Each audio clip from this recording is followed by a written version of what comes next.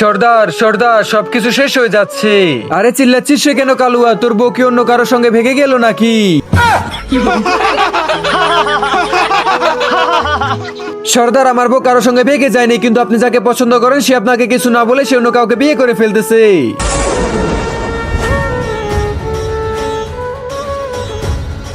আরে ঠাকুর মশাই, তুমি আমাদের বিয়েটা তাড়াতাড়ি করিয়ে দাও। আরে দাঁড়া শয়তান, আমি থাকতে তুই ওকে কোনোভাবে বিয়ে করতে পারবি না। কেন রে, এটা কি তোর বোন হয় নাকি? আরে এটা আমার বোন হয় না, এটা আমার জান হয়। তুই এখান থেকে চলে যা, নাহলে তোকে আমি এখানে উড়িয়ে দিব। আরে বাবা, আমি এখান থেকে পালাই।